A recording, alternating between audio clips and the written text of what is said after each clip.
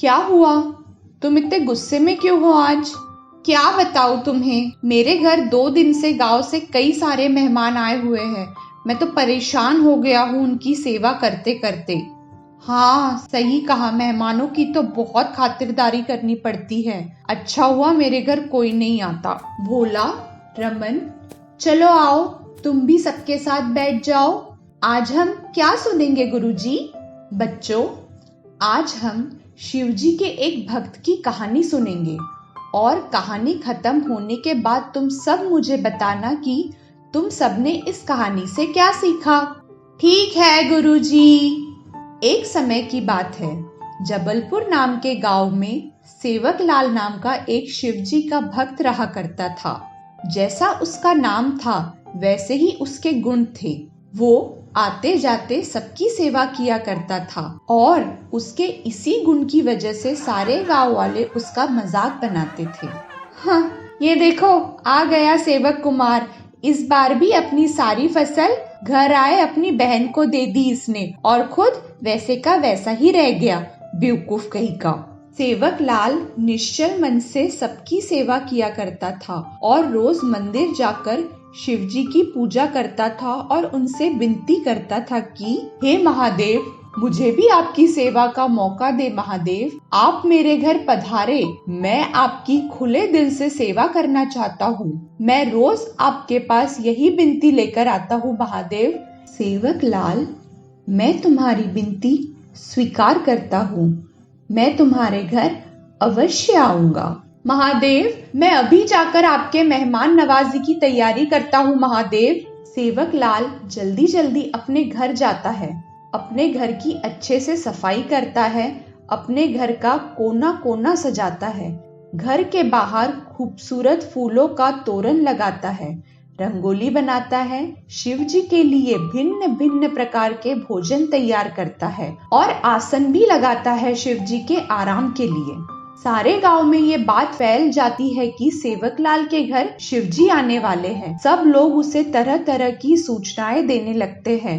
कोई कहता है कि भोजन अच्छा बनाना शिव जी के लिए, समझे? उनकी सेवा में कोई कमी नहीं रहनी चाहिए, वरना वे रुष्ट होकर चले जाएंगे तुम्हारे घर से। सेवक लाल सबकी बातें सुनता है और शिवजी का इंतजार करता है कि तभी दरवाजे पर उसकी दूर की बूढ़ी मासी आकर दरवाजा खटखटाती है। सेवक लाल, बेटा मुझे माफ करना, मैं तुम्हें बिना बताए ही यहाँ आ गई। मैं तीर्थ धाम करने जा रही थी, तभी मैंने सोचा तुम्हारे घर थोड़ा आराम करके आगे धाम की यात्रा के लिए निकल जाऊंगी। मौसी को दरवाजे पर देखकर सेवक लाल ने उनके पैर छुए और आदर सत्कार के साथ अंदर ले आया। उसने मौसी से कहा, मौसी आप बस बैठिए, मैं अभी आता हूँ। वो भागा भागा मंदिर पहुंचा और शिवजी के मूर्ति के सामने हाथ जोड़कर कहने लगा, महादेव आप मेरे घर 2 दिन बाद आइएगा, क्योंकि अब मेरी मौसी मेरे घर आई हुई है। मैं उनकी सेवा करना चाहता हूँ। मैं आपसे क्षमा चाहता हूँ महादेव। मूर्ति से आवाज आई, ठीक है सेवक लाल, मैं 2 दिन बाद तुम्हारे घर आऊंगा। यह सुनकर मंदिर के पंडित जी सेवक लाल से कहते हैं, कैसे पापी हो तुम, भगवान को ना कर रहे हो अपने घर आने के लिए, वो भी उस मौसी के लिए। भगवान तुमसे अवश्य ही रुष्ट हो जाएंगे सेवक लाल। सारे गांव वाले सेवक लाल को खरी खोटी सुनाने लगे, पर सेवक लाल तो अपने घर आई अपनी मौसी की सेवा में लगा रहा। वो उनके लिए अच्छा अच्छा भोजन पकाता, उनके पैर दबाता। उसकी मौसी बूढ़ी थी तो घर को गंदा कर रही थी, वो बड़े प्यार से उनकी गंदगी भी साफ करता। 2 दिन के बाद उसकी मौसी अपने धाम को निकलने के लिए तैयार हो गई। तुमने मेरी बहुत सेवा की है बेटा, मेरी दुआ है तुम सदैव खुश रहोगे। अब मैं चलती हूँ बेटा।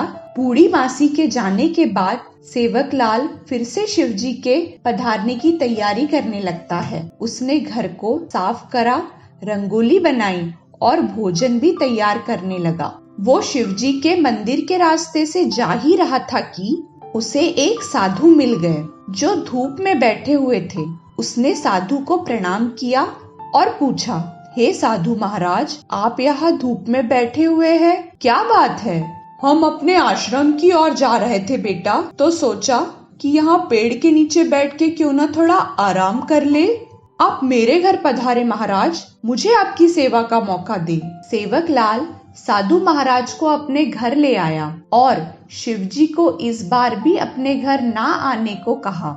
सेवक लाल ने साधु महाराज की बड़े मन से सेवा की और साधु महाराज उससे बड़े प्रसन्न हो गए और आशीर्वाद दिया कि तुम्हारा सेवा भाव और अतिथि भाव देखकर हम तुमसे बहुत प्रसन्न हैं। हम तुम्हें आशीर्वाद देते हैं कि तुम्हारा घर सदैव धन धान्य से भरा रहेगा।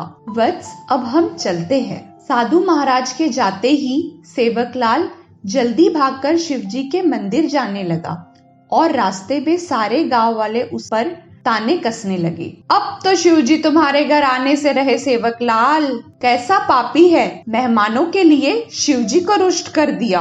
हे महादेव, मुझे माफ कर दीजिए, मैं आपकी सेवा नहीं कर पाया। सेवक लाल, तुमने मेरी इतनी सेवा की पुत्र, मैं तुमसे अति प्रसन्न हूँ। सेवक लाल अचंभे में पड़ गया, पर मैंने तो आपको अपने घर बुलाया ही नहीं। तुमने अपने घर आए अतिथियों की बड़े मन से सेवा की, वो मेरे ही रूप थे पुत्र। अतिथि देवो भव, जो भी अपने घर आए मेहमानों की सेवा खुले दिल से करता है, उसे देवों का आशीर्वाद प्राप्त होता है। मैं तुम्हारी सेवा से अति प्रसन्न हूँ। अब तुम घर जाओ और अपनी सेवा का फल देखो। सेवक लाल जब घर आता है तो उसका घर धन धान्य और हीरे जवाहरातों से भरा हुआ मिलता है। उसके बाद से वो अपने घर आए हर अतिथि की सेवा महादेव समझकर ही करता है, जिससे पूरे गांव में उसकी वाहवाही होने लगी। तो बच्चों, अब बताओ इस कहानी से तुमने क्या सीखा? बताओ बताओ। गुरुजी, हमें अपने घर अतिथियों की सेवा मन से करनी चाहिए, क्योंकि अतिथि में देवों का वास होता है। शाबाश मेरे बच्चों, शाबाश। ऐसी ही और कहानियों के लिए सब्सक्राइब करें हमारे चैनल को और शेयर करना बिल्कुल ना भूलें और शिवजी के लिए एक लाइक अवश्य करें। अगली कहानी के साथ मिलते हैं, तब तक के लिए नमस्कार।